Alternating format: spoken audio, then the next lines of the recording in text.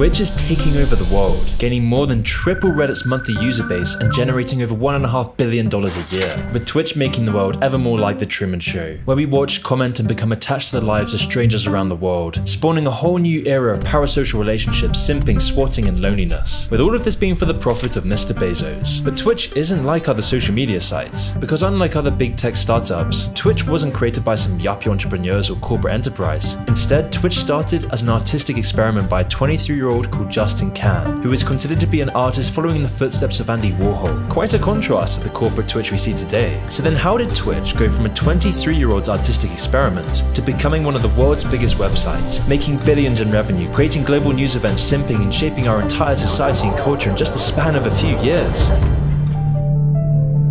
It all began in 2007 when Justin Kan would release his Justin TV project. Justin TV was an experimental live streaming project, broadcasted on the newly founded website of the same name, where Justin would stream his daily life and all the things he did, pioneering a completely new mode of entertainment, where Justin would attach a camera to his hat and broadcast live 24/7. This literally included sleeping, shopping, all the mundanities of life, although bathroom breaks were omitted. You see, Justin even publicized his phone number with viewers calling into the show. However, of course, by doing this, Justin would become one of the first victims of swatting, a practice where people call in phony tips to the police, which results in a streamer getting raided. But for Justin, this didn't matter, because Justin TV was becoming a viral hit. People loved how raw and human the experience was. The live, unedited, almost amateur nature of the show never failed to entertain, as it gave a true window into the life of one man, an experience truly lacking in the world of polished and glossy reality TV shows. And so this innovative website quickly gained huge amounts of publicity, attracting attention from the internet and the mainstream media alike.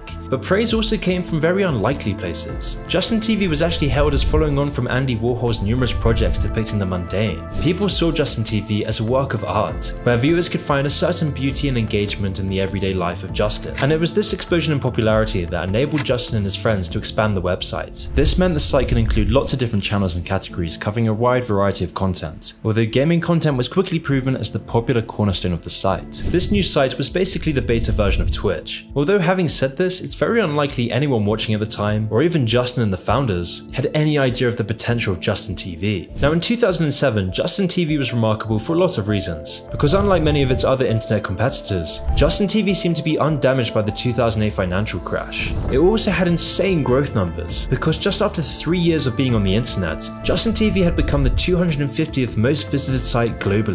But perhaps the greatest part of Justin TV was its core grassroots creative origin. This open-minded artistic philosophy enabled a renaissance in live content, with streamers and viewers alike flooding into the platform. With a made-for-artist by artist paradigm, the site was perfectly poised to become the juggernaut that it is today. And while everything seemed to be going great, there was one major problem. How could Justin Kan and his team make any money from this? For several years, Justin TV had been running on a loss in order to put as many resources as possible into their growth, which meant, like most Silicon Valley startups, all their monetization relied on venture capitalists. But in the years following the 2008 crash, investors no longer regarded Justin TV's user base as sufficient for funding. Instead, investors were now looking for much more than a large user base. They needed to see that a company could function as a true, proper business. So Justin and his team would have to prove that Justin TV could become profitable, or they died trying. This situation caused immense dread for Justin and his co-founders. This had never been a problem before, and everything seemed to be going great, with the company raising over $7 million in investments before 2010. But now with their continued growth, their high running costs were now outpacing their income, putting the company into dire straits, and investors were ready to pull out. And so in response to this challenge, Justin and his team laid out a solid goal for the company. They would need to clear $1 million in revenue per month. This number would be enough to cover their costs and attract the eyes of investors. Justin was so desperate that he promised the company a holiday to Hawaii if they could achieve this goal. But this wasn't an easy goal. Almost no websites were creating $1 million in revenue per month. This was a staggering challenge. How could Justin and his team achieve this? Well, the fastest and easiest option were ads. And so Justin TV began to be spammed with ads, to the literal point that there were even adverts on their 404 page. However, at the time, this was the only way they could keep their investments. Without this, the company would be bankrupt. And unfortunately for Jason and his team, the problems wouldn't stop there. You see, while Justin TV's origins were creative and artistic, the business foundations were very weak, which would become very apparent in 2010. The main issue being international viewership. If the countries were outside of North America, Justin TV would lose money. It was clear that Justin TV didn't have a sustainable business model at all.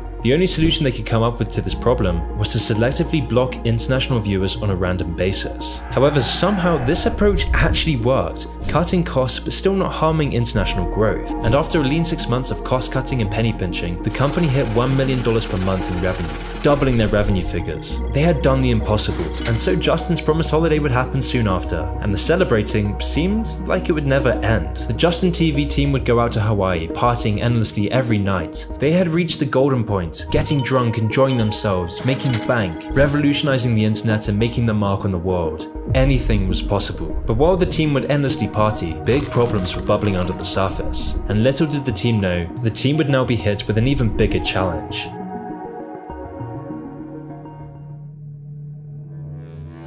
You see, Justin TV had always had a tentative relationship with copyright laws, as at the time it was very hard to police the thousands of streams running on the platform. The company had reached a deal with Fox to implement a primitive form of content ID. However, this was still not enough for some companies, and after all the partying, Justin TV would be sued in 2011 by Zuffer, a promoter for American sports. They alleged that Justin TV had let its streamers broadcast pay-per-view UFC content on the site. However, it became clear that Zuffer was just trying to exploit Justin TV's unsturdy business model. They knew the team were partying and had no experience in lawsuits. But when the case was brought to the court, it became clear how out of proportion the claims were, leading to the lawsuit being mostly dropped. Justin TV still had to settle for an undisclosed amount in regard to copyright infringements, but luckily for the team, they had escaped the bullet that almost killed YouTube. It seemed like all the problems had disappeared, and the company would keep on growing. Justin TV seemed to be unstoppable. It was becoming one of the biggest rivals to YouTube. The gaming section in particular had grown exponentially, far surpassing other categories on the website. And so in response to this, Justin TV would spawn a new subsidiary company,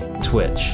In 2011, Twitch would be solely focused on esports and gaming channels. And as expected, the new website was a hit, reaching 3 million unique visitors a month, quickly eclipsing both Justin TV and its founders' expectations. Twitch had inadvertently become Justin's golden egg, but not just for Justin. Twitch was fulfilling the dreams of gaming enthusiasts around the world, with gamers around the world being able to make as much money from their passion as they wanted, with the only bar for entry seemingly being the creativity and personality of the streamers. These golden years catapulted Twitch forward, fully realizing Justin's dream of a place for streamers and entertainers free to perfect their craft, unimpeded by corporate micromanagement and censorship. And this wasn't just Justin's dream, this was the internet's dream. And so a year later, Twitch had gone from 3 million monthly users to 20 million. But even this milestone was later surpassed, with the site growing to an absolutely crazy 55 million by 2014, making up 1.8% of internet traffic and surpassing Valve, Facebook, and even Amazon. Twitch's rise showed how much people valued creative freedom on the internet. However, this insane growth didn't come without its caveats. The Twitch team was still relatively small, and yet the site was becoming impossible to manage. It was clear they had to sell the company. They didn't have a business framework. Ever since Justin TV, the team was always poorly managed, but with all Twitch's growth, it became clear that Justin had completed the game. So the company was ready to be sold, and Google was the first suitors. They approached Twitch with an offer over the $1 billion mark. Justin and his team were over the moon. They'd achieved the Silicon Valley dream. They were the new YouTube, the new Facebook. They would be able to sit back and retire and live a life of luxury. However, just as their dreams were becoming true, Google had to back out at the last minute due to monopoly worries from their ownership of YouTube. Although luckily for Justin and the team, Google wasn't the only one interested. Yahoo and Facebook were also making big offers, with one of the Twitch co-founders being personally called by Mark Zuckerberg, who offered $50 million in just investments, with both Facebook and Yahoo offering over $1 billion for Twitch. However, both of these offers were declined due to differences in visions on the future of the platform. Justin and his co-founders believed in Twitch. They believed in Twitch creating a new free internet, and so staying true to their ideals, they rejected offers from both of these companies because they believed that they would destroy the culture they had created.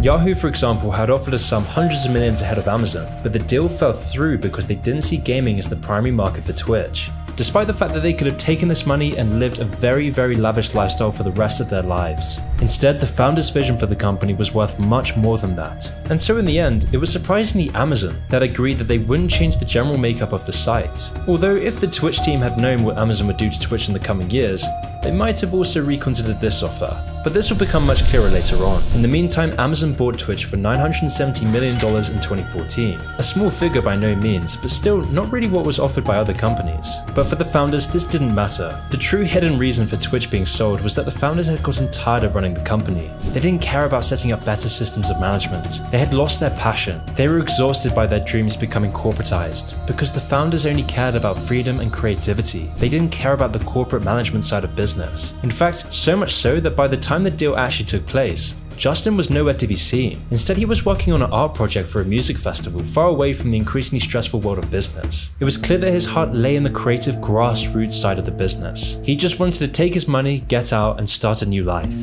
And so the deal went forward, and Twitch, once an independent hub of creativity, was now just another Bezos puppet. After the acquisition, Justin left the company and began working on funding and running new startups ever since. And true to his creative side, he now runs a small YouTube channel in addition to his business work, with most of the Twitch founders going on to follow their creative passions. In fact, only one of the original Twitch founders, Emmett Shear, still works at the company as the CEO. But despite his efforts to steer the company in the direction it once took, Twitch can't help but fall victim to the problems that come from big tech holding the reins. Because after the acquisition, Twitch's fate was sealed. From banning popular streamers by the truckload or mismanaging copyright and advertising on the platform, Twitch under Amazon has had its fair share of controversies. The first and most pressing of these issues was censorship. And now this really isn't a surprise considering all big tech companies eventually adopt a draconian censorship model. But Twitch's censorship is noticeably worse than any other big tech giant. And the problem lies with Twitch's moderation. You see, ever since the platform properly took off, there were always too many messages to keep track of, let alone moderate. But for advertisers, this wasn't good enough.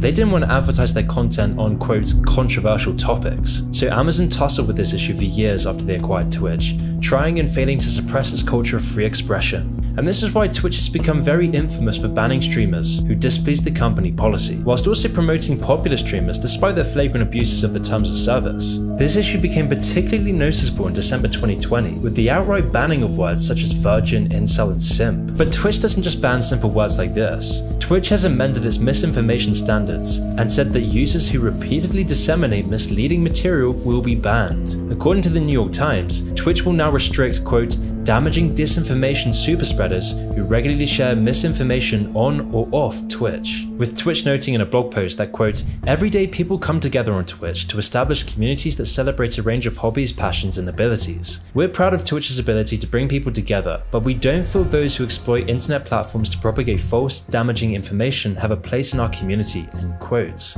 And this is why in very recent years, we're starting to see the mass banning of streamers, with even the major Twitch streamer Dr. Disrespect being permanently banned after just mentioning David Eichel in the stream. Yes, you can't even mention thought criminals on Twitch anymore, let alone any opinions that might go against Twitch's moderation team. But then who is in control of Twitch's moderation team? Who's setting these terms of service? Well, once you understand Twitch's moderation team, everything else begins to click together, and it starts to make more sense why Twitch's censorship has quickly become so extreme, even beating YouTube in its draconian levels of censorship. For example, the people in charge of Twitch's censorship teams are people like Steph Lower, a prominent member of Twitch's Safety Advisory Council. Her position is very powerful. Steph has the power to control Twitch's terms of service and permanently ban users from the site. Now, who is Steph? Well, Steph is a person who believes they are a deer and perform rituals to be in tune with their, quote, deer spirit. And if that's not weird enough, hear me out here, they also try to achieve, quote, deergasms with their partner. This is who is in control of Twitch's censorship team, and I'm sure she's the perfect person to impartially decide who can voice their opinions and which voices should be silenced. And Steph obviously knows how egregious this is, and openly brags about it, laughing about her power and control of Twitch, claiming, quote,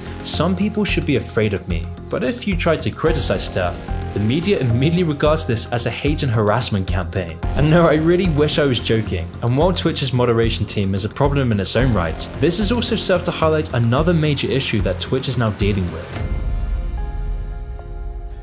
But before we go into that, I want to talk to you about today's sponsor, Fabulous, the #1 self-care app to help you build better habits and achieve your goals. With all these social media apps sucking out our attention, it's becoming harder to rewire our brains and adopt healthy new routines. However, it can be easier with a digital coach by your side, encouraging you to achieve your goals through positive reinforcement. The Fabulous app is a digital coach, a happiness trainer that uses insights from behavioral science to develop great habits that will enable you to live the life that you want. With a community of more than 30 million users around the world, Fabulous makes it easy for anyone to develop and stick to healthy habits thanks to science-backed daily routines, starting when you first wake up with small steps each day that will lead to big and long-lasting changes. With Fabulous Premium, you can build and improve an unlimited number of habits in your routines and take part in all programs and exercises. I personally chose Fabulous because working at home on these YouTube videos makes it quite hard to build constant daily routines, and this can lead to me struggling to be productive and stay focused on my work. But with Fabulous Premium, I was able to use Fabulous's habit tracking and dedicated program to break down proven healthy habits that were easy to achieve every day, like writing to-do lists and breathing exercises. And Fabulous's guided programs helped me build an ideal daily routine that I could stick to. I would also use Fabulous's habit tracking, where I could pick from more than hundreds of recommended habits which Fabulous reminds you to complete with a reason why. All while their dedicated program gently nudges me to committing to stay focused. So start building your ideal daily routine. The first 100 people who click on the link will get 25% off a Fabulous subscription.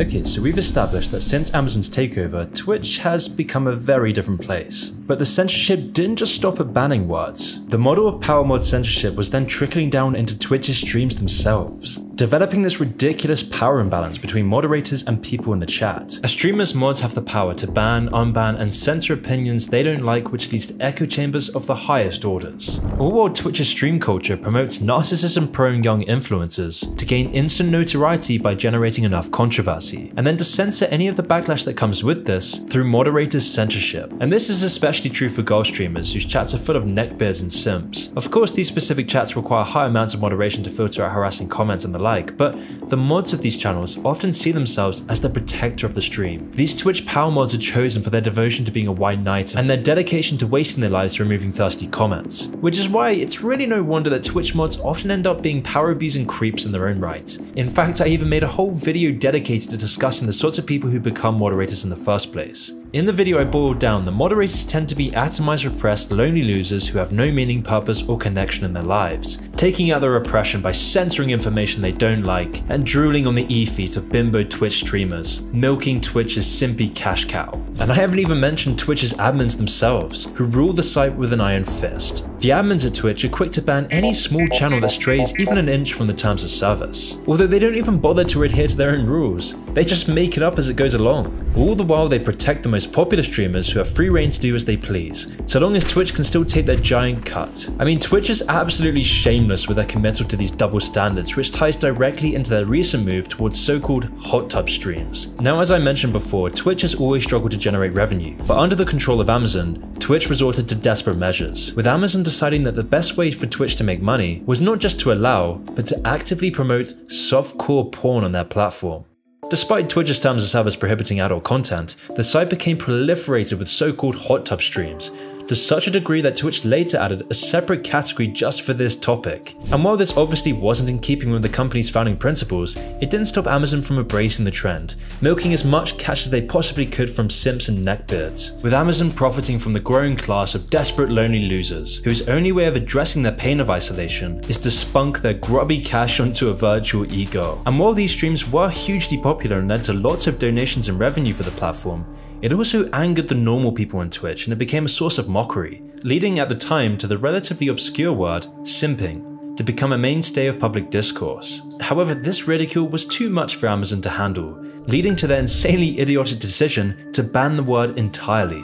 But then again, I guess it's not really a surprise considering the people who control the flow of information in terms of service are busy having deargasms. And in fact, Twitch banning all words and criticism is a common occurrence. The ban hammer strikes often and with no regard for the terms of service or the livelihoods of the creators. And what's even worse is that whilst the small creators struggle to gain popularity and avoid being banned for the smallest of infractions, the largest streamers that bring in the most revenue for Twitch enjoy almost limitless protection.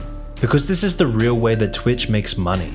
And this gets sinister not just for the fact that it erodes free speech on the internet, but also because of the way that Twitch is hiding sexual assault and harassment allegations against much of Twitch's biggest partners, all in the name of protecting profits. The worst offenders in these allegations were given 3-day bans at most, and a tiny little slap on the wrist for such egregious allegations. Of course, all these problems wouldn't have happened in the first place if the site had stayed true to the founding principles that Justin had always championed. It was the greed of Amazon looking to make a quick buck of lonely, horny teenagers that led Twitch down this dark path.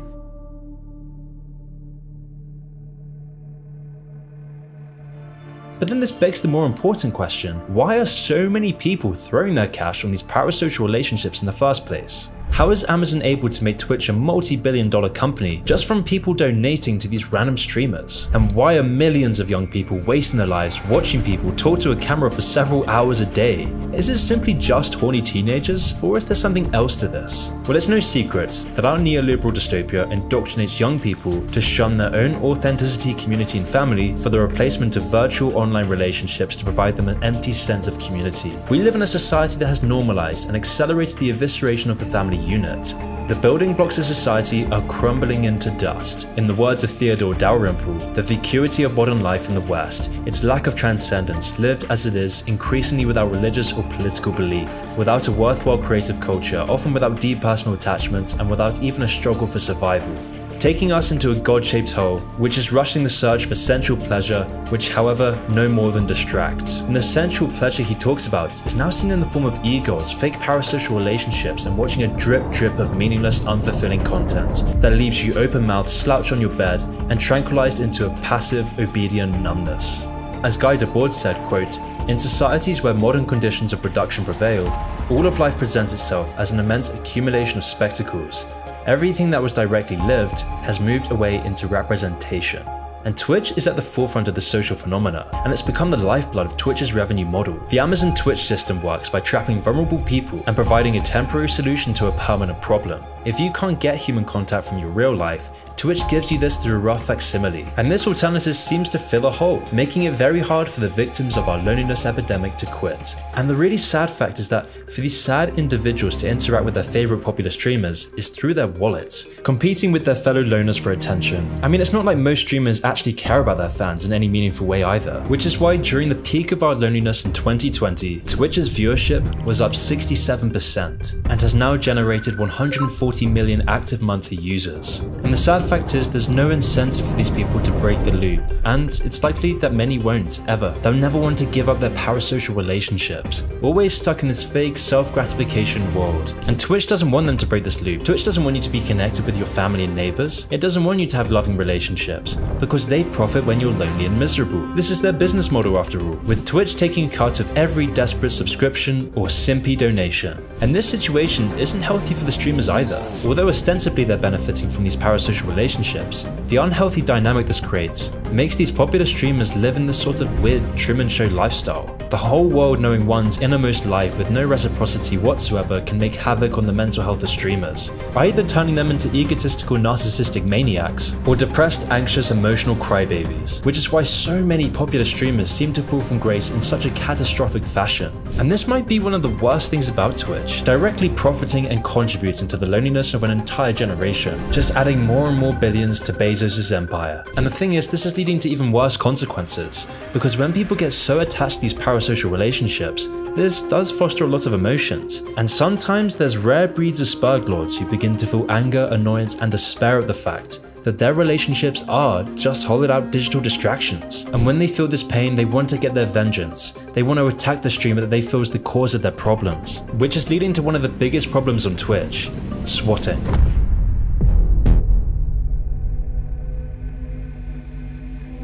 Swatting is when someone finds a streamer's address and fakes a police call, telling the police that this streamer is a serious danger, or so that the police break into the streamer's house to arrest them. Probably the most famous example of this, however, is what happened to Ice Poseidon, the controversial streamer who seemed to be this swatting magnet. Now, he was already on Twitch's radar because of his unmoderated chats and the fact that his streams would often break Twitch's terms of service. But because of his popularity and the revenue and publicity he created for Twitch, this negative attention was often ignored. He was never banned, he was always just given a tiny little slap on the wrist. Although this all came to a head in 2017, when Ice was traveling to a convention by plane. He would broadcast all of the trip to the convention, as he did with most of his waking moments. However, Ice has always encouraged his viewers to swat him, and this time he wasn't doing this at his house. He was revealing the gate number as well as the airport he was flying from. This meant that viewers could easily know what plane he would be on, and so halfway through his flight, his plane was diverted and forced to land, because one of his viewers had called in a bomb threat, telling the police that Ice planned to hijack the plane. So he was quickly escorted off for questioning. But this was a crazy incident that hit the mainstream news and made Ice Poseidon infamous. Twitch had no choice but to ban him from the platform for his toxicity and constant swatting incidents. However, Twitch's giant incentive for streamers to create controversy at all costs, and the fact that most streamers won't ever face criticism due to the mods, makes this sort of thing a very common occurrence on Twitch. I mean, Ice Poseidon, for example, would always put swatters on a pedestal, encouraging swatters for views, saying things like, quote, "What can you possibly do to create a challenge for these loser swatters?" He did this because these streams would go viral, clips of his streams would gain hundreds of thousands of views, allowing Ice Poseidon to make bank from people swatting him, thus encouraging swatters all across the platform to commit these harmful crimes, sending a message for swatters across the platform to keep wasting police time and putting the lives of creators at risk. But swatters aren't the only ones playing with people's personal data, because Twitch is also a criminally unsecure platform. Twitch employees have always warned about the miserable security and the very big potential for Twitch to be breached. But of course, this advice always fell on deaf ears. Twitch management has always been horrific even since the Justin TV days. But of course, this would inevitably lead to what happened in October 2021, when a massive 125GB data breach revealed truckloads of information about Twitch's partners and even their payouts from the platform. And whilst this was horrific for Twitch users, and being a needed light on how weak Twitch's management and security is, this breach did also reveal some kind of fascinating insights. It showed that some of the highest paid Twitch streamers, people like Hassan Piker, a famous internet commie, gained almost $1.5 million from Twitch every year, and this is just from Twitch revenue alone, all for him promoting socialism and wanting to eat the rich, all while making millions from these people who have no connection in their real world lives. But that's a topic for a different video. But what's more important was that this leak was done by one single hacker, a lone agent who managed to copy the entire website without raising any alarms, unveiling the very unsteady foundations the Twitch business model was built on. But even with this in mind, Twitch will still rise. In fact, Twitch is set to grow exponentially in the coming years, with the company projected to grow 25% every single year, because Twitch only grows when the population becomes more lonely and isolated, with shocking data revealing that about 40% of Generation Z suffers from loneliness, which coincidentally is the same demographic that uses Twitch the most. And when you stop to actually realize that the top streamers make almost all of their money from donations, from people who are desperate for any sense of attention or connection, it's then not really that hard to understand how Twitch has made $2.3 billion just this year. And it also makes clear that the original creative, free and authentic version of Justin TV is dead. That's why the original creator Justin now lives a life hidden away from the hell of global big tech, hidden from Twitch's change in direction, a direction of maximizing its profits from simps and loneliness rather than creativity, community and ingenuity. So long as Generation Z lives their isolated, sedentary and self-destructive lives, increasingly devoid of age-old sources of happiness like community, religion, national identity and family, the more Twitch's toxicity will grow, resulting in Twitch going from a beacon of freedom and artistic passion to becoming a gigantic glossy monument to insipid vacuity.